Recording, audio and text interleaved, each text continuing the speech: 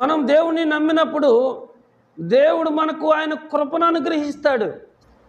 కృపేమో క్షమించమని చెప్పిద్ది.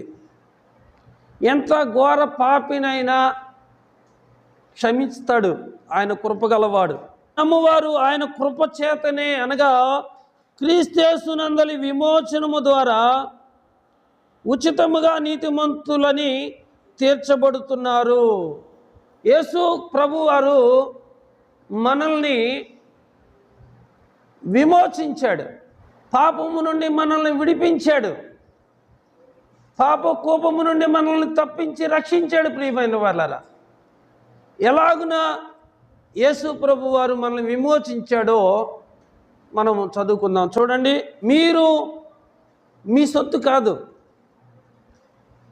చాలా సందర్భాల్లో నా ఇల్లు నా ఇష్టం, నా వస్తువు నా ఇష్టం, నాకు నచ్చినట్టు నేను చేస్తాను, నాకు నచ్చినట్టుగా నేను బ్రతుకుతాను అని చెబుతావా లేదా?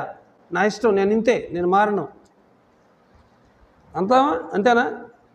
నా మనసుకి ఏది నచ్చితే అది చేస్తాను, నాకు ఏది ఇష్టం అనిపిస్తే అది చేస్తాను, నా ఇష్టం అని అనుకుంటూ ఉంటాను. కానీ ఇక్కడ దేవుడు ఏమంటున్నాడంటే మీరు మీ సొత్తు కాదు, మీరు దేవుని సొత్తు. మనం దేవుని బిడలమే. ఆయన స్వహస్తాలతో మనల్ని నిర్మించాడు.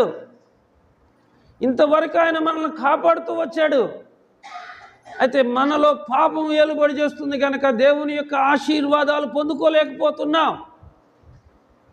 ఈ పాపము నుండి మనల్ని విడిపించటానికి యేసు ప్రభువారు దేవుని కుమారుడై ఉండి భూమి మీదకు వచ్చాడు. భూమి మీదకు వచ్చి మనల్ని పాపము నుండి, శాపం నుండి, దౌర్భాగ్యము నుంచి మనల్ని విడిపించాడు, రక్షించాడు. కనుక ఇక మీరు మీ సొత్తు కాదు, ఆయన సొత్తు. మనము దేవుని సొత్తు, విలువ పెట్టి కొనబడిన వారు గనుక మీ దేహముతో దేవుని మహిమపరచుడి.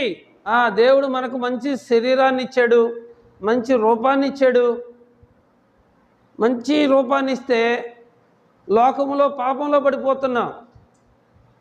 చూడండి ప్రియమైన వాళ్ళారా, మనకు నచ్చి చేసుకున్నప్పుడు కుటుంబాలను పాడు చేసే వాళ్ళ మాటలు మనం వినకూడదు.